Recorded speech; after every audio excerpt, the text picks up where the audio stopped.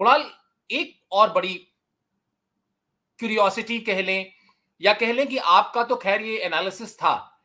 England की team, मौजूदा world champion team, point table में 9वें नंबर पर है। कहीं से ये बात पच रही है आपको? मुझे शुरुआत से पच रही थी, पता नहीं क्यों।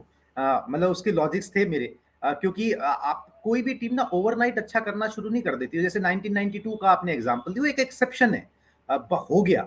मतलब जिसे कहते हैं ना भी, खुदा चाहता था, आपने कोशिश की, आपने जोर लगाया, हो गया। मगर नॉर्मल कोर्स में वो होता नहीं। इंग्लैंड की टीम 2019 वर्ल्ड कप जीतने के बाद से अच्छा नहीं कर रही थी। लगातार वो 50-55% मैचेस जीत रहे थे ओडीआई के अंदर, एक साथ नहीं खेल रहे थे। आप एकदम से जो बंदा 4 साल से बेन स्टोक्स, जिसका फिटनेस का कोई सब पता नहीं, लेना देना नहीं, जिसने ओडीआई क्रिकेट 4 साल से खेली ही नहीं, आप उसको उठा के एकदम से ले आते हो, वो आपका ट्रम्प कार्ड हो जाता है। ऐसे थोड़ी चीजें चलती हैं। ऐसे तो कोई किसी को कहीं से उठा के ले आए, फिर तो कोई लय का मतलब ही नहीं, किसी चीज का कोई मतलब ही नहीं, साथ खेलने का कोई मतलब ही नहीं। फिर तो कभी भी क्रिकेट मैच करा दो कहीं पे भी, और किसी से भी करा दो जिसने कोई भी फॉर्मेट मिक्स कर दो, ऐसे नहीं होता। वही दिख रहा है। प्लस ये है कि इंग्लैंड की टीम जो है ना, वो उसके जो गेंदबाज हैं, आप थोड़ा सा लॉजिकली सोचेंगे तो समझ में आ जाएगा। उसके गेंदबाज ऑस्ट्रेलिया की हार्ड ट्रैक पे, जहां पर गेंद बाउंस करती है, या इंग्लैंड में जहां पर गेंद स्विंग करती है, वो गेंदबाज चल जाते हैं। बाकी जगहों पर, जैसे इंडियन कंडीशंस में, वो गेंदबाज नहीं चलेंगे। सैम करन, ये वो, इनका यहाँ पर कोई लेना देना नहीं है। उनको जो पैसे भी आईपीएल में दिए गए, वो किसी ने सोच समझ के नहीं दिए कि भाई ये गेंदबाज इस इन ट्रैक्स के लिए नहीं बने हैं। यहाँ पर तो आपको या तो तेज चाहिए, या hit the deck type of bowlers चाहिए।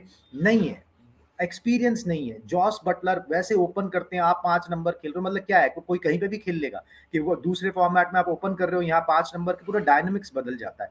तो वो टीम अच्छा नहीं लग रहा था कि भाई ये टीम जो है ना, एक क्लोज नेटेड टीम है। सही से वो स्वेटर को सिला गया है, वो शुरुआत से समझ नहीं आ रहा था। इस वही मैदान पर देखने को भी मिला है, और उनके सामने भी कुछ सच्चाई आई है। प्लस एक चीज, लास्ट चीज इंग्लैंड के बारे में ये कहना चाहूंगा कि जो उनकी जो गोल्डन जनरेशन थी, जो 2015 से प्रोबेबली शुरू हुई, उसके बाद से अब उसका लास्ट फेज है ये। मतलब वो खिलाड़ियों का लास्ट फेज है ये, वो अब निकल रहे हैं। अब वो खिलाड़ी इस वर्ल्ड कप के बाद निकलेंगे ही। तो उसके आने वाली जो जनरेशन है, वो हैरी ब्रूक एंड ऑल, वो कितना कर पाएंगे, ये बहुत बड़ा क्वेश्चन है। उन्होंने भी अपने गोल्डन दिन जो है ना, वो काफी लंबे टाइम तक देख लिए। अब उनके भी दिन वैसे आएंगे कि आप रिप्लेसमेंट्स ढूंढो भाई। बिल्कुल। और पाकिस्तान के साथ साथ जिस टीम की सबसे ज्यादा खराब परफॉर्मेंस की चर्चा है, वो इंग्लैंड की टीम ही है। और इंग्लैंड की टीम के को लेकर चर्चा इसलिए भी है क्योंकि मौजूदा वर्ल्ड चैंपियन है। 4 मैच अब तक खेले हैं, 3 हार चुकी है और सिर्फ एक मैच में उसको जीत मिली है। इसमें एक बड़ा अपसेट भी है, मतलब इंग्लैंड के नाम, तो जो उसने मैच गंवाया था अफगानिस्तान से, वो भी 69 रन के अंतर से। आखिरी सवाल कुणाल, जैसे पाकिस्तान को लेकर हमने कहा कि प्रैक्टिकल अप्रोच में बात कीजिए। प्रैक्टिकल अप्रोच में ही अगर बात कर लें इंग्लैंड की, अगला मुकाबला श्रीलंका से है, फिर एक मैच इंडिया से है, फिर एक मैच ऑस्ट्रेलिया से है, फिर एक, मतलब अब तो नीदरलैंड को भी कहना कि कमजोर टीम या अपेक्षाकृत कमजोर टीम थोड़ा सा रिस्क लगता है, लेकिन चलिए फिर भी कह लेते हैं, नीदरलैंड से है और फिर पाकिस्तान से है। इंग्लैंड के टॉप 4 में जाने के चांसेस, मतलब पाकिस्तान का तो डब्बा गुल है, हमने पहले ही बात कर लिया। इंग्लैंड की हालत भी कहीं से कोई बहुत कंफर्टेबल नहीं है, बहुत ज्यादा चौंकने की जरूरत नहीं है अगर इंग्लैंड टॉप 4 में ना रहे। और आप तो पहले से ही कह रहे हैं कि आपकी टॉप 4 में तो वो पहले दिन से नहीं है, ये तो मुझे याद है, सब्सक्राइबर्स से आपने शेयर भी किया था। लेकिन बाकी लोग भी चौंके नहीं, क्योंकि जो आगे का रास्ता है वो भी उतना ही कठिन है, या बल्कि उससे ज्यादा कठिन है जिससे वो अभी आ रहे हैं। बिल्कुल, पॉइंट्स टेबल में जैसी उनकी हालत है, मतलब 4 मैचेस उन्होंने खेले, एक जीता, 3 हारे, मतलब 5 मैच उनको और खेलने हैं। और आपको 6 जीत तो चाहिए अगर आपको सेमीफाइनल में पहुंचना है। मतलब अब आपको करो या मरो की स्थिति है। अब आपको 5 मैचेस जीतने, और सिर्फ जीतने नहीं है, क्योंकि आपका नेट रन रेट माइनस में है। आपको उनमें कई मैचेस बड़े अच्छे मार्जिन से जीतने। Total 360 degree turn around England को भी चाहिए। अगर आप ये कहोगे कि पाकिस्तान की टीम टर्न अराउंड कर सकती है, इंग्लैंड की टीम टर्न अराउंड कर सकती है, तो प्रोबेबली मैं इंग्लैंड पे हाथ रख दूंगा कि भाई ये फिर भी कर सकते हैं, उनकी तो गुंजाइश है ही नहीं। मगर ये भी करते हुए नजर नहीं आ रहे। क्योंकि जैसे आपने बताया, इनका एक ही मुकाबला अभी 29 तारीख को क्लियर हो जाएगा, लखनऊ में इंडिया से है। अगर ये वो मुकाबला जो कि कमोबेश थोड़ी सी स्पिनर्स के लिए मददगार ट्रैक है, वहां पर ये हार जाते हैं, इंडियन टीम जिस तरीके की फॉर्म में, जिस तरीके के स्पिनर्स उनके पास हैं, डब्बा गोल, खेल खत्म, पैकअप। तो अब आपका जो टाइटल है वो किसी और को जाएगा, ये तय हो जाएगा। तो ये 29 को ही मेरे ख्याल से इंडिया वाले मैच में ही ये सिचुएशन क्लियर हो जाएगी। इंग्लैंड में किसी को नहीं छोड़ा था जब वर्ल्ड कप हुआ था, यहाँ उन्हें कोई नहीं बख्शेगा। अब उनके दिन आ गए कि भाई अब आप जो है वो आओ, क्योंकि अब आप नीचे लगे हुए हो, आपके साथ परफॉर्मेंसेज आ नहीं रही, आपके बल्ले बोल नहीं रहे, चेहरे लाल हुए हुए हैं सबके, समझ किसी को नहीं आ रही। अब इंग्लैंड के लिए यहाँ से वापसी का कोई चांस मुझे नहीं लगता।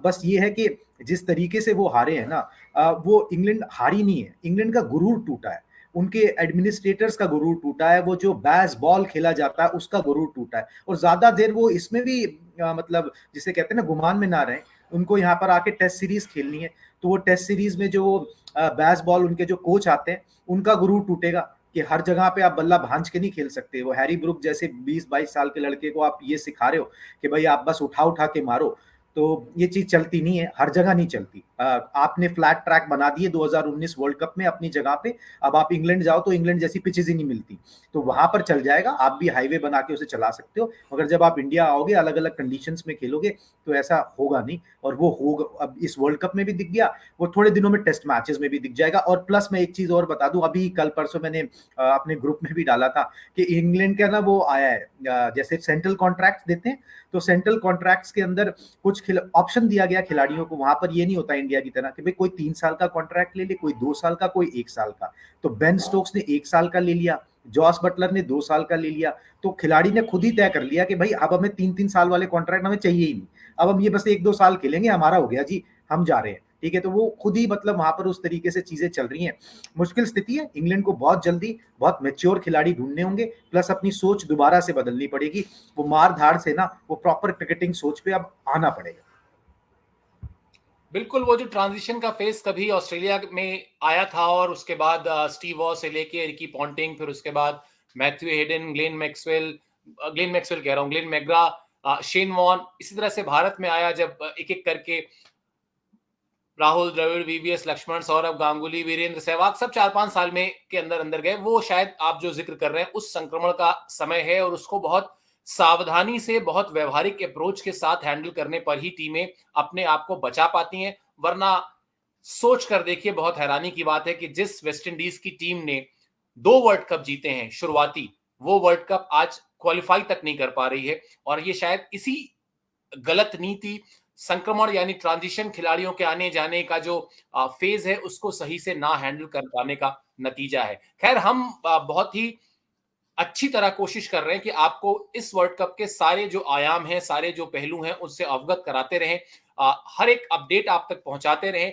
अपने लाइव के माध्यम से, अपने वीडियोस के माध्यम से, स्टूडियो शोज के माध्यम से, स्टोरीज के माध्यम से, शॉर्ट्स के माध्यम से। 360 डिग्री कवरेज हमारी भी है। अप्रिशिएट करिए, कुछ सजेशन देना चाहें सजेशन दीजिए, सब्सक्राइब कीजिए, लाइक कीजिए, और फिलहाल दीजिए मुझे और कुणाल को इजाजत। आपका दिन शुभ हो।